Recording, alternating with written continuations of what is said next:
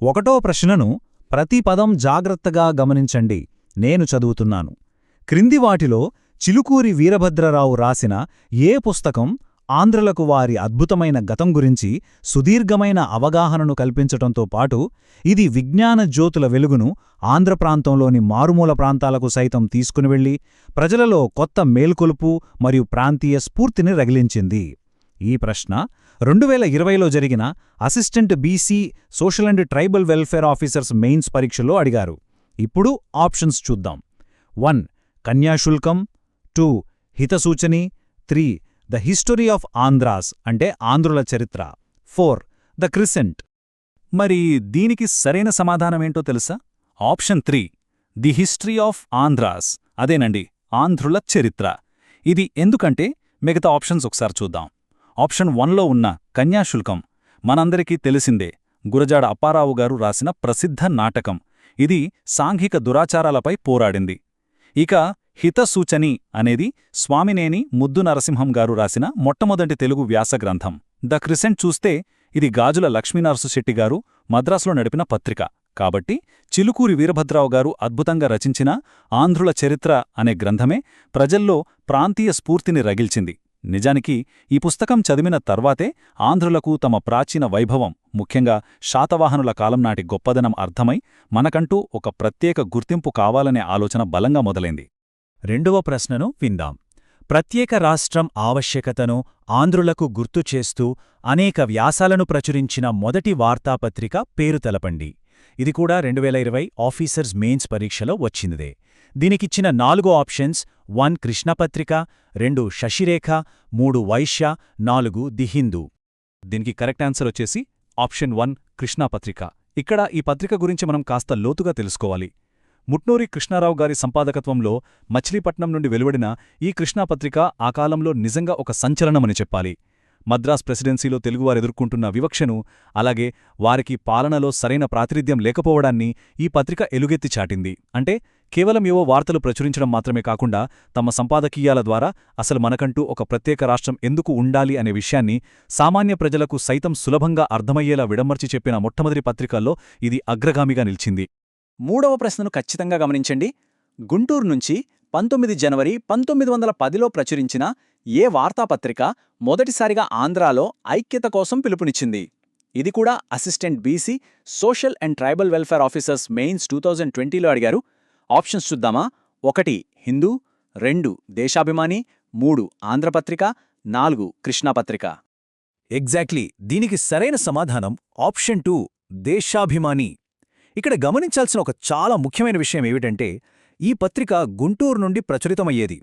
1910 జనవరి 19వ తేదీన దేశాభిమాని పత్రికలో వచ్చిన ఒక వ్యాసం ఆంధ్ర ఉద్యమ చరిత్రలోనే ఒక టర్నింగ్ పాయింట్, ఒక మైలురాయని చెప్పొచ్చు.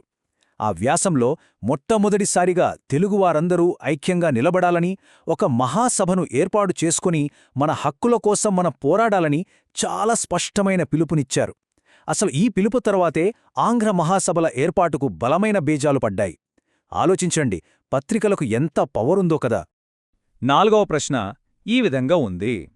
ఉద్యమానికి అనుకూలంగా ప్రముఖ కథనాలను ప్రచురించి మరియు ఆంధ్రులకు ప్రచారాన్ని నిర్వహించడానికి చురుకుగా సహాయపడిన మద్రాస్ వార్తాపత్రిక ఏది?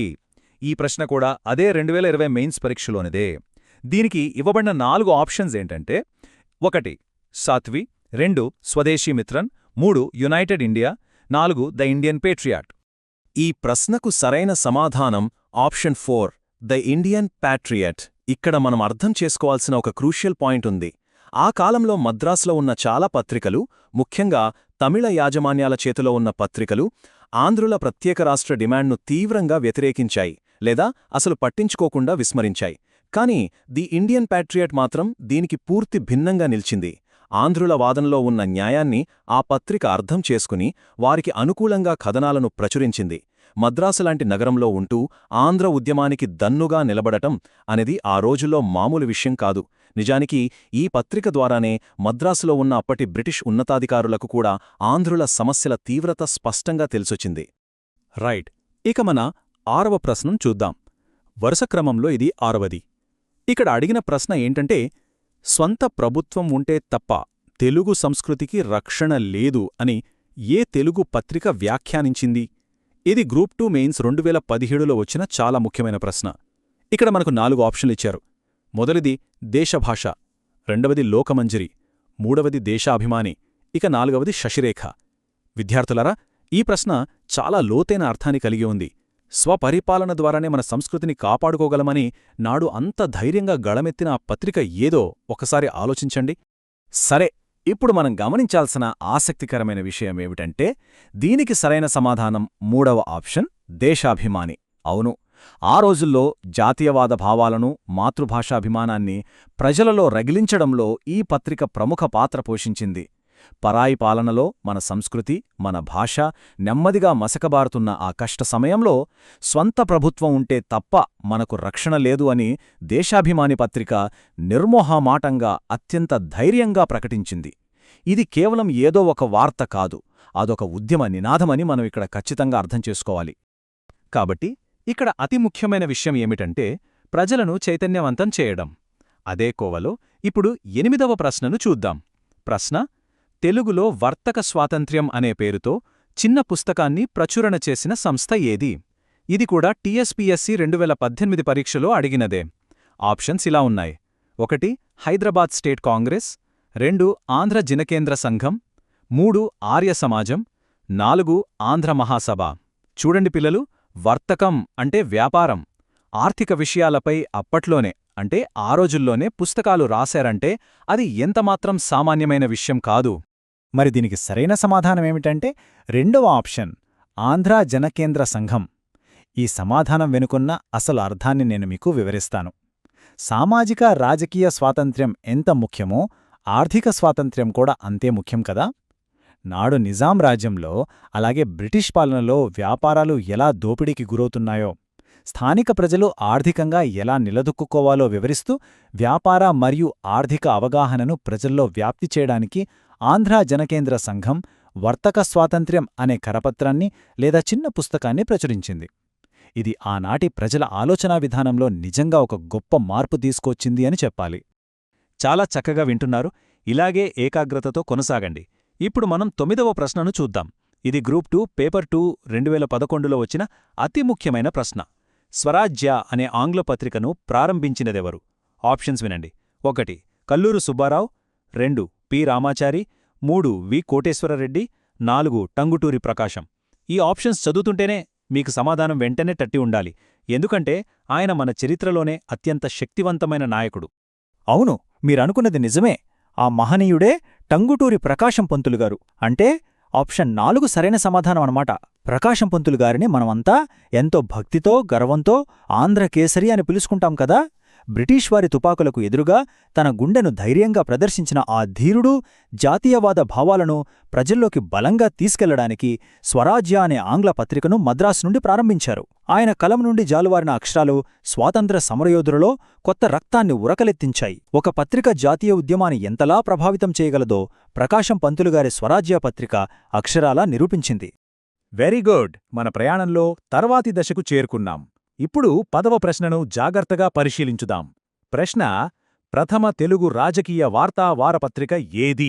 ఇది 2014 NTR health university junior assistants పరీక్షలో అడిగారు.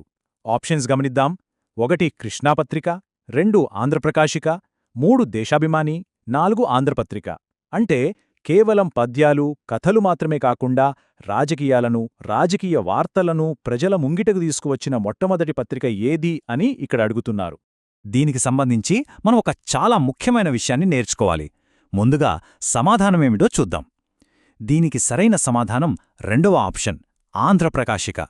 ఎందుకంటే ఆ రోజుల్లో పత్రికలు అంటే కేవలం మతపరమైన లేదా సాహిత్యపరమైన విషయాలకే పరిమితమయ్యేవి. కాని ఎప్పుడైతే అవి ప్రజల్లోకి రాజకీయ వార్తలను చేరవేయడం మొదలుపెట్టాయో అది జర్నలిజం ముఖచిత్రాన్నే పూర్తిగా మార్చేసింది.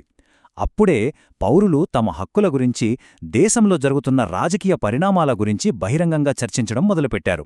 ఆంధ్రప్రకాశిక, ఆ తర్వాత వచ్చిన కృష్ణాపత్రిక వంటివి ఈ మార్పుకు నాంది పలికాయి. ముఖ్యంగా రాజకీయ వార్తలను ఒక పద్ధతిలో వారపత్రికలుగా ప్రచురించడం ద్వారా సామాన్య ప్రజలను సైతం స్వాతంత్ర సమరంలో క్రియాశీలకంగా పాల్గొనేలా ఇవి ఎంతో ప్రోత్సహించాయి. ఒక రకంగా చెప్పాలంటే ఇది అక్షరాల ద్వారా జరిగిన అతి పెద్ద విప్లవం. ఇక మనం 11వ ప్రశ్నకు చేరుకున్నాం. ఈ ప్రశ్నను చాలా శ్రద్ధగా గమనించండి విద్యార్థులారా. ప్రశ్న: కృష్ణాపత్రిక మొదటి సంపాదకుడు ఎవరు? Options: 1 Mutnuri Krishna Rao, 2 SC Parthasarathi Naidu, 3 Basu Subba Rao, 4 Konda Venkatappayya. కానీ ఇక్కడ మీరు గమనించాల్సిన అతి ముఖ్యమైన అంశమొకటి అక్కడ అడుగు భాగాన ఉంది. అక్కడ ఒక చిన్న గమనిక ఇవ్వబడింది.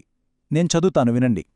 సరైన సమాధానం మొదటి సంపాదకుడు దాసు నారాయణరావు కాగా రెండవ సంపాదకుడు ముట్నూరి కృష్ణారావు.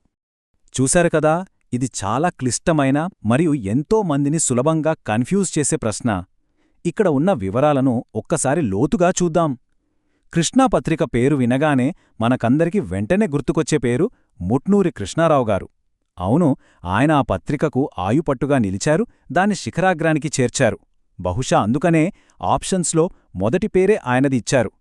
కాని ప్రశ్న అడిగిందేమిటి? మొదటి సంపాదకుడు ఎవరు అని. అందుకే ఆ గమనికలోని ప్రతి లైన్ మీరు క్షుణ్ణంగా అర్థం చేసుకోవాలి. కృష్ణాపత్రిక స్థాపించినప్పుడు దాని మొదటి సంపాదకులు దాసు నారాయణరావు గారు. ఆయన తరువాతే ముట్నూరు కృష్ణారావు గారు రెండవ సంపాదకులుగా బాధ్యతలు స్వీకరించారు. కాబట్టి పోటీ పరీక్షల్లో ఇలాంటి చిన్న చిన్న వివరాలను మనం ఎంత జాగ్రత్తగా గమనించాలో ఈ ప్రశ్న మనకు స్పష్టంగా నేర్పుతుంది కదూ.